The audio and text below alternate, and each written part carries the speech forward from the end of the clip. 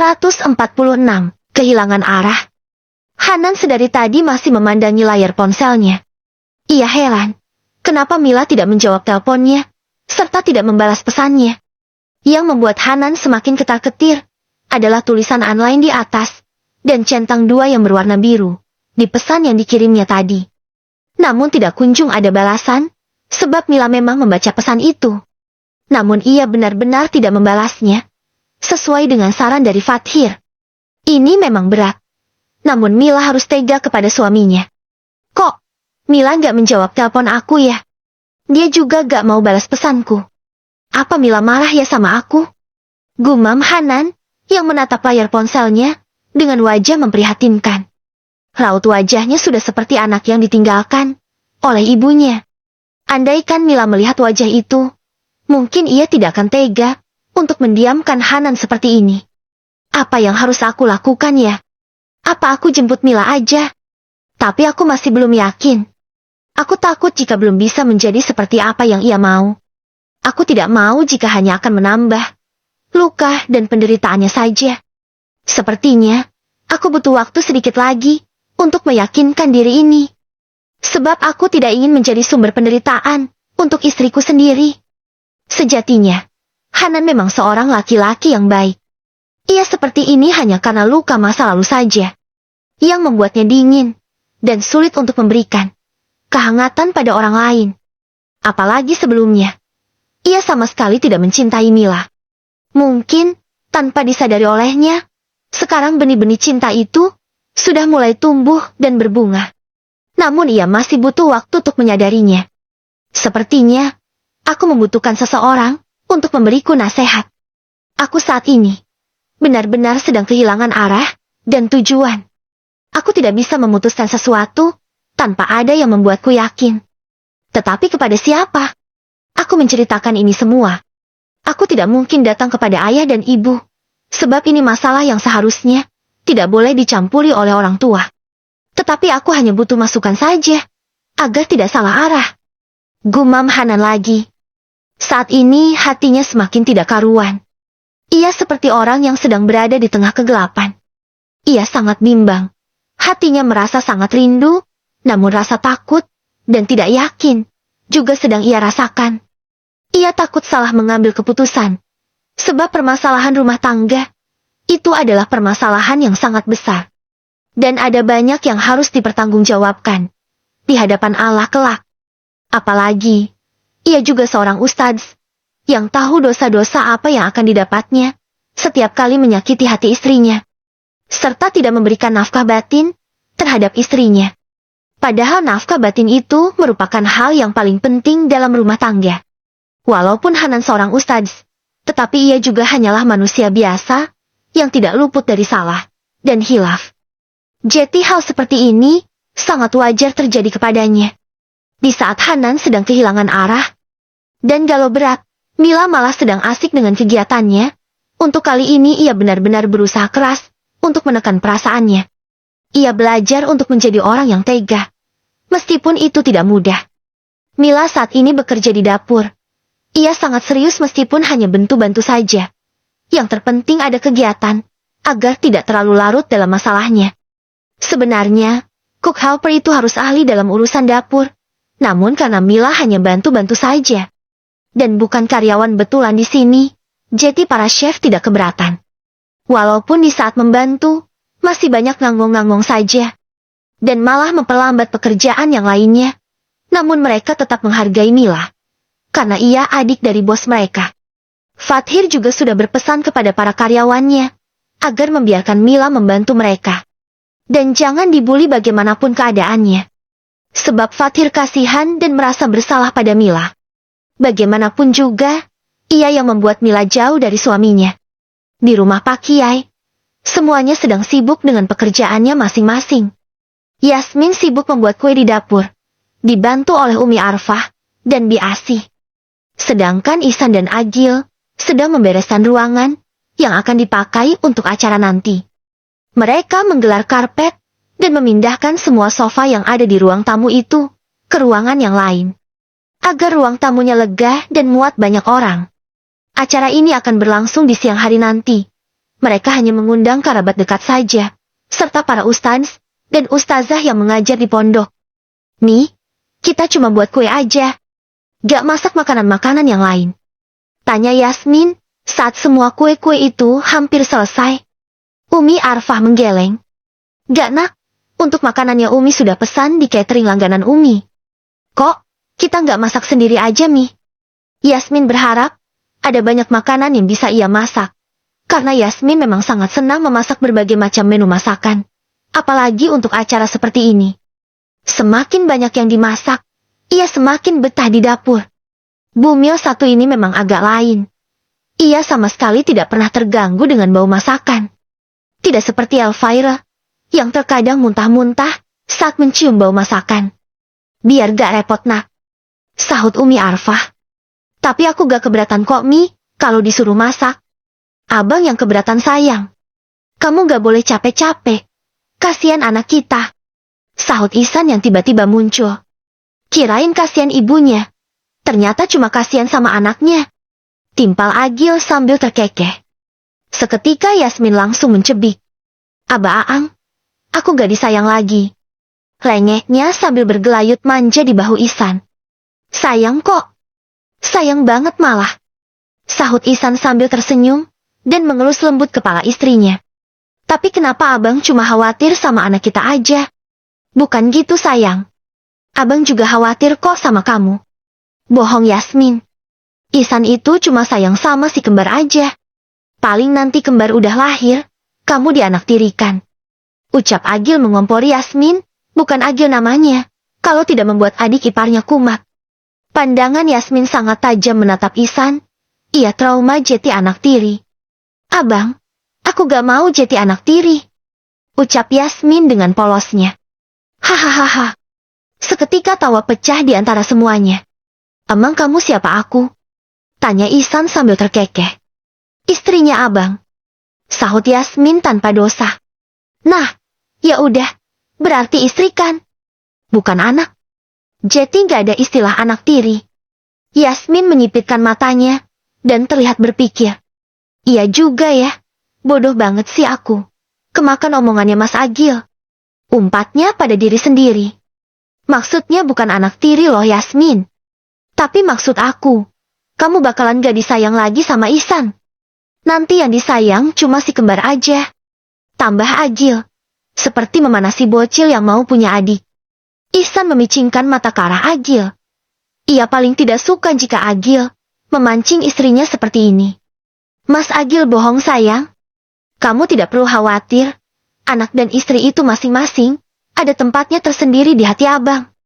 Jadi meskipun kita punya anak, rasa sayang abang ke kamu tidak akan berkurang. Jelas Ihsan agar istri bocilnya itu tidak salah faham. Oh, gitu ya bang. Kalau gitu aku jadi tenang. Gak akan ada yang merebut kasih sayang abang dari aku. Sahut Yasmin sambil tersenyum. Raut marah dan khawatirnya tadi hilang seketika. Gak asik banget sih San. Aturan gak usah dijelasin. Biarin aja nih bocil tantrum. Biar ramah. Omel Agil. Ia kesal karena tidak jadi dapat hiburan gratis. Kasian deh lo. Mau jadi kompor beleduk tapi gagal. Ledek Yasmin sambil menjulurkan lidah. Yasmin dan Agil kalau bertemu, memang langsung menjelma menjadi bocil. Mereka seolah-olah menolak tua.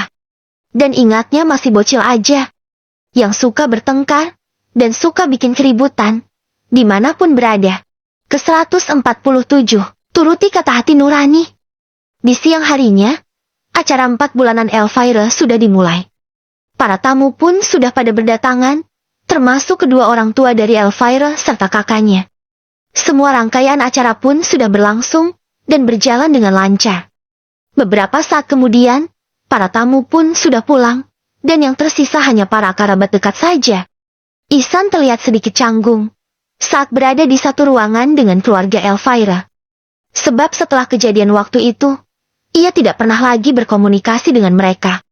Karena di saat acara resepsi mereka yang berbarengan waktu itu, keluarga Elvira masih marah kepada Ihsan, sebab tidak ada yang menjelaskan semuanya kepada mereka. Karena semuanya juga sudah terlambat. Kalaupun dijelaskan, juga tidak akan bisa merubah keadaan, nasi sudah terlanjur menjadi bubur. Bahkan, Elvira saja baru mengetahuinya. Setelah mendengar pertengkaran, Ihsan dan Yasmin yang sangat besar waktu itu. Jika seandainya, kejadian malam itu tidak terjadi, mungkin saat ini, Ihsanlah yang akan menjadi menantu di keluarga itu.